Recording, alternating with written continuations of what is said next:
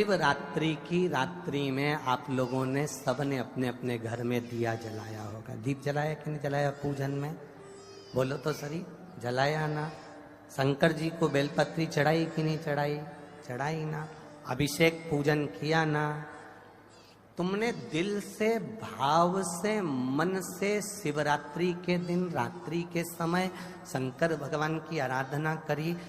भूलवश भी अगर तुमने दिया जलाया है तो मेरा शंकर भगवान जब चोर को कुबेर बना सकता है तो साल भर में तुम्हें भी तो कुछ न कुछ दे सकता है। इंतजार करो कि तुमने जो पार्थिव शिवलिंग की पूजन करी है रात्रि के समय पर,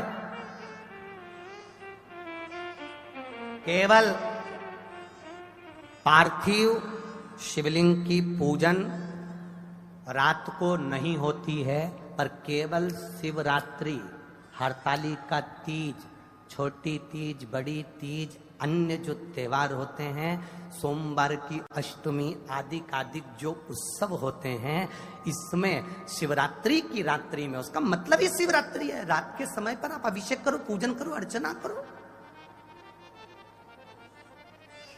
माता के गर्भ में बच्चा रहता है और गर्भ में जब बालक है और अष्टम महीना रहता है, 8वां महीना किसी नारी का, अष्टम गर्भ किसी माता का रहता है, तो गरुड़ पुराण कहती है कि अष्टम गर्भ जब नारी का रहता है तब घर की बूढ़ी बूढ़ी माताएं कहती है कि 8वां महीना चल रहा है, कोई नदी नाले मत लांघना, 8वां महीना चल रहा है, कहीं जाना नहीं, अष्टम महीना चल रहा है, तुम्हें कहीं जाना नहीं चाहिए, यहीं रहो, घर में रहो, नदी ना लांघिए, नाले ना लांघिए, घर के अंदर ही रहिए, कहीं दूसरे गांव भी नहीं जाना। 8वां महीना चल रहा है, 8वां गर्भ चल रहा है, अष्टम भाव है। क्यों कहती है?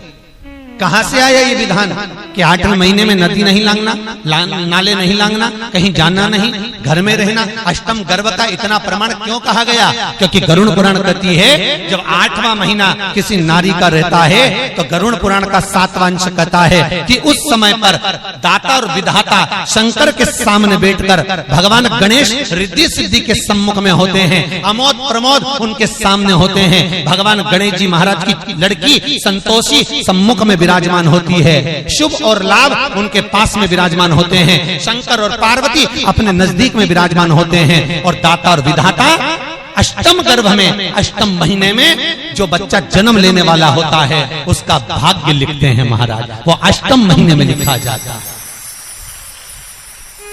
8वें महीने में दाता और विधाता भाग्य लिख देते हैं कि क्या इसके भाग्य में मिलेगा, कितना सुख मिलेगा, कितना दुख मिलेगा।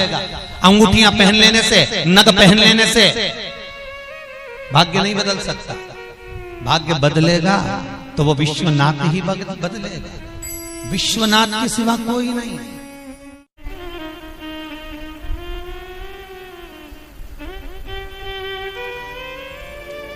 एक निवेदन करूंगा भगवान भोलेनाथ से, ये जरूर विनती करना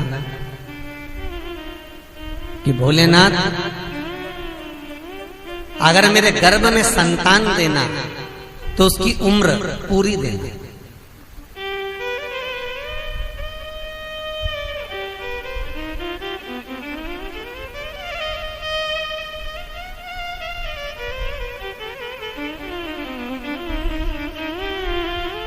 हमारे यहाँ तो यहाँ तक वर्णन किया है शिव महापुराण में, जिस नारी का गर्भ ठेरता हो फिर गिर जाता है, फिर कुछ दिन चढ़ते हो फिर गर्भ गिर जाता है, या बच्चा आधा बनता हो, बच्चा पूर्ण ना बन पाता हो, तो शिव महापुराण की कथा कहती है कि एड़ी से लेकर चोटी तक